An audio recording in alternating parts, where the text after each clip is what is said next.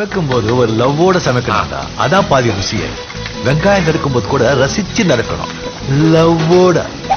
வணக்கம் and welcome to in-laws சமையல். இன்னைக்கு நம்ம பார்க்க போற டிஷ் செட்டிநாடு சிக்கன் குழம்பு. இதுக்கு என்னென்ன தேவை, இது எப்படி செய்யலாம்னு வாங்க பார்க்கலாம். வணக்கம்ங்க. இப்போ நம்ம இந்த செட்டிநாடு சிக்கன் குழம்பு எப்படி செய்கிறதுங்கிறத நான் சொல்ல போகிறேன்.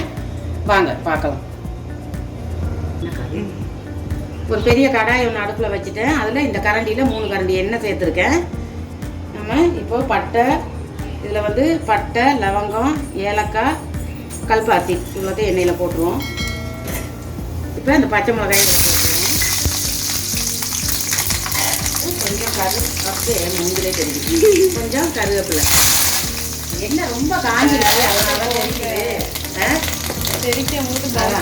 இப்போ நான் இதில் 3 பெரிய வெங்காயம் கட் பண்ணி வச்சுருக்கேன் நீல வாக்கில். இந்த 3 பெரிய வெங்காயத்தையும் இப்படி நல்லா உடச்சி விட்டுருவோம். உடச்சிட்டு இதையும் சேர்த்துணும். இந்த மாதிரி உடச்சி விட்டுக்குங்க.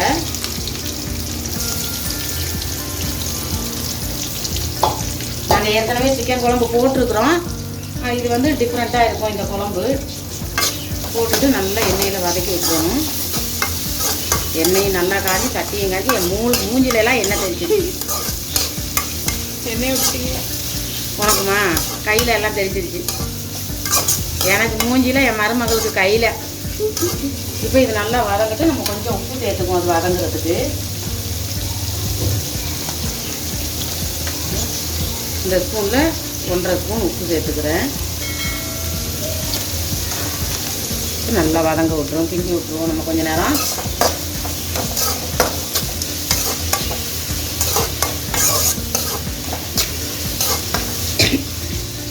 இப்போ இது கொஞ்சம் நேரம் வதங்கட்டும் நல்லா. இப்போ ஒரு அளவுக்கு வதங்கிருச்சு. இந்த அளவுக்கு வதங்கினோன்னா நம்ம தக்காளி சேர்த்துக்குவோம். இதில் நான் 2 பெரிய தக்காளியாக நீல வாக்கில் கட் பண்ணி வச்சுருக்கேன், அதையும் சேர்த்துக்குவோம். சேர்த்து இதையும் நல்லா வதங்குறதுக்கு, தக்காளி இருக்கிறது தெரியாத அளவுக்கு நல்லா மசிஞ்சு வர்ற அளவுக்கு நம்ம வதக்கணும். இதுவும் நல்லா வதங்கட்டும்.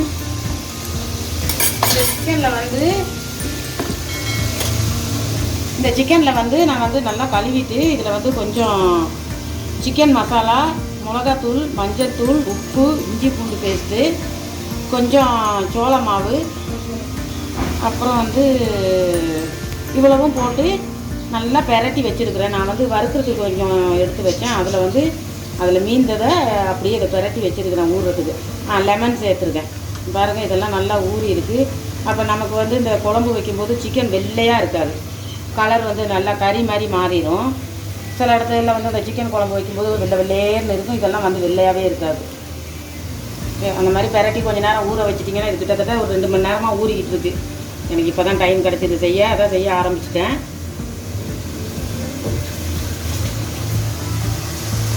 இப்போ நான் இதில் 2 ஸ்பூன் இஞ்சி பூண்டு பேஸ்ட்டு சேர்த்துக்கிற போகிறேன்.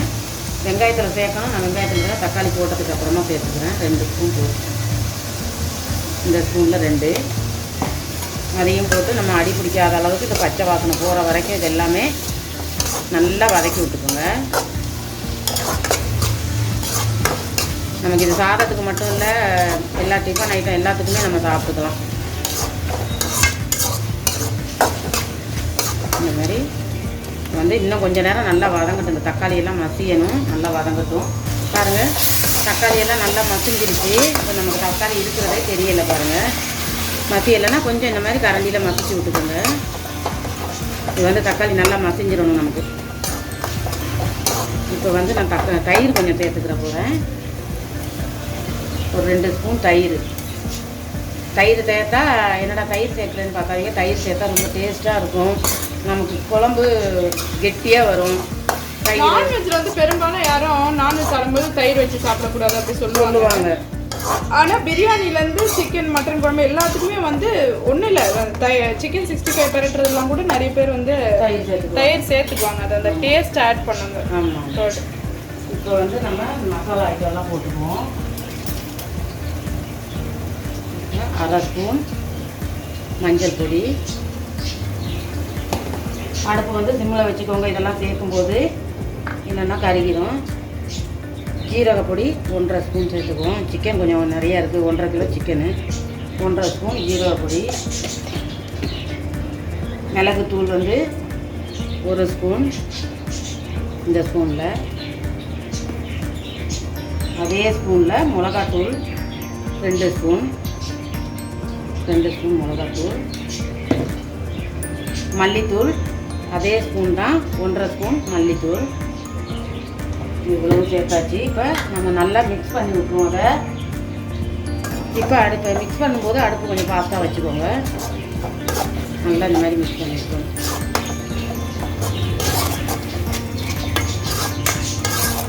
இந்த நீ சொல்கிற மாதிரி எல்லாத்துக்கும் தயிர் சேர்த்துக்கிறாங்க, ஆனால் சாப்பாட்டில் சாப்பிடும்போது தயிர் வச்சுக்க கூடாதுறாங்க. அது ஏன்னு தான் எனக்கும் தெரியலை. அதனால் நல்லா இந்த மாதிரி மிக்ஸ் பண்ணி விட்டுங்க. கலர் பாருங்க எப்படி வருதுன்னு. இப்போ நம்ம இந்த சிக்கனை சேர்த்துருவோம். லெக் பீஸ் என் பேர பிள்ளைகளுக்கு எங்கே என் மருமகளுக்கு எடுத்து வச்சுருக்க காணும்.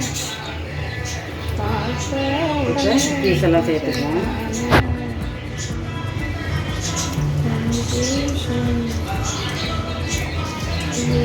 இது இப்போ நம்ம கரட்டி வச்சுருக்க அந்த தண்ணியை அதில் சேர்த்துறோம்.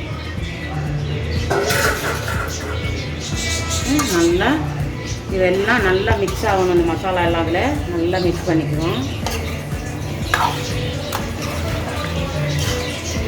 அப்போ தான் இதோடைய இந்த மசாலா எல்லாமே உள்ள சேர்ந்து இதில் பிடிக்கும். நல்லா மிக்ஸ் பண்ணியாச்சு. இந்த மாதிரி உங்களுக்கு காரம் எவ்வளோ தேவையோ அவ்வளோ சேர்த்துக்கலாம். நாங்கள் கொஞ்சம் காரமாக சாப்பிடுவோம். இருந்தாலும் இன்றைக்கி கம்மியாக தான் போட்டிருக்கிறேன். இப்போ வந்து நம்ம தண்ணி சேர்த்துக்குவோம். நான் வந்து அடுப்பு பாஸ்தா வச்சுட்டேன். இந்த சின்ன பாத்திரத்தில் ஒரு 3/4 பாத்திரம் தண்ணி. நமக்கு அது நல்லா வெந்து வரணும். அதனால் எல்லாத்தையும் சேர்க்கல, பாருங்கள் பாதி தான் சேர்த்துருக்கேன். கொஞ்சம் குழம்பா வேணும், அதனால அப்படி வைக்கிறேன். உங்களுக்கு வேணால் நீங்கள் கிரேவியாக கொஞ்சம் நல்லா திக்காக கூட நீங்கள் பண்ணிக்கலாம். தண்ணி ஊற்றுனதுக்கப்புறமா நல்லா இந்த மாதிரி எல்லாத்தையும் கலக்கி விட்டுக்கோங்க. இப்போ இந்த கறியெல்லாம் நல்லா வெந்து வரட்டும், நல்லா கொதிக்கணும். அது வரைக்கும் ஒரு மூடியை போட்டு மூடிடுவோம். நம்ம சிக்கனெல்லாம் போட்டு பெரட்டி தண்ணி ஊற்றி நல்லா எண்ணெய் எவ்வளோ வெளியே விட்டுருக்கீங்க? எண்ணெய் கொஞ்சம் நல்லா விட்டுருக்கு. நமக்கு இந்த அளவுக்கு இறக்குறேன்னா இறக்கிக்கலாம். அப்படி இல்லைன்னா இன்னும் கொஞ்சம் திக்காகணும்னு வச்சுக்கலாம். நான் வந்து இப்போ மல்லிக்கீரை போட்டுட்டு இன்னும் கொஞ்சம் திக்காகிற வரைக்கும் விட போகிறேன். மல்லித்தலை தூவிக்கிறேன். இன்னும் ஒரு 5 நிமிஷம் வச்சு இறக்கிட்டா போதும். அதில் வந்து லெமன் ஒரு பாதி லெமனில் இந்த அளவு புளிஞ்சிக்கிட்டால் போதும். கொட்டையை இந்த மாதிரி எடுத்துருங்க. கொட்டை உள்ளே போயிட்டு யார் வயிற்றுக்குள்ளே போய் மரம் மறைக்க போதும். லெமன் சேர்த்துட்டு இந்த மாதிரி கிண்டி விட்டுருங்க. ஏன்னா நம்ம ஏற்கனவே சிக்கன்லேயும் கொஞ்சம் லெமன் சேர்த்துருக்கோம். இப்போ இன்னும் ஒரு 5 நிமிஷம் இருந்தால் போதும். ஒரு சில பேருக்கு தேங்காய் பிடிக்கலாம். தேங்காய் பிடிக்கிற மாதிரி இருந்தால் தேங்காய் அரைச்சி கூட ஊற்றிக்கலாம். இல்லை தேங்காய் பாலாக எடுத்து கூட ஊற்றிக்கலாம். இது இன்னொரு 5 நிமிஷம். ஆமாம், இன்னும் ஒரு 5 நிமிஷம் பொறுத்து நம்ம இறக்கி. உங்களுக்கு இந்த பதத்தில் வேணும்னா திரும்பவும் சொல்கிறேன், இதே மாதிரி இறக்கிக்கோங்க. அப்போ நமக்கு நல்லா மத்தியானம் நைட்டுக்கெல்லாம் ஊற்றி சாப்பிட்றதுக்கு கணக்காக இருக்கும். நான் அடுப்பு ஆஃப் பண்ணிடலாம். இப்போ வந்து ஒரு பவுலில் சர்வ் பண்ணிக்குவோம். பாருங்கள், சிக்கன் எல்லாம் வெள்ளையாக இல்லாமல் அப்படியே கலராக இருக்குது பாருங்கள். அந்த மசாலாலாம் போட்டு பெரட்டி வச்சா தான் இந்த மாதிரி கலராக இருக்கும். சிக்கன் குழம்பே திக்காக தான் இருக்குது. நமக்கு ஊற்றி சாப்பிட்றதுக்கோ டிஃபனுக்கோ இல்லை சாதத்துக்கோ அப்படி பார்க்குறதுக்கே நல்லாயிருக்கு. நல்லா சூடாக சூப்பரான ஒரு சுவையான சிக்கன் குழம்பு, செட்டிநாடு சிக்கன் குழம்பு எப்படி செய்யுதுன்னு பார்த்தீங்க. நிச்சயமாக அதை வீட்டில் ட்ரை பண்ணி பாருங்கள். ரொம்ப டேஸ்ட்டாக இருக்கும். எல்லா சமையலுக்கு தொடர்ந்து உங்கள் சப்போர்ட்டை கொடுங்க, சப்ஸ்கிரைப் பண்ணுங்கள். அடுத்த ஒரு நல்ல வீடியோடு உங்களை சந்திக்கிறோம். Until then, bye. எங்கள் சேனலுக்கு சப்போர்ட் பண்ணுங்கள், சப்ஸ்கிரைப் பண்ணுங்கள்.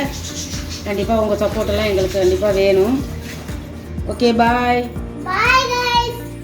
சமைக்கும் போது ஒரு லவ்வோட சமைக்கணும்டா, அதான் பாதி ருசியே. வெங்காயம் நறுக்கும் போது கூட ரசிச்சு நறுக்கணும், லவ்வோட.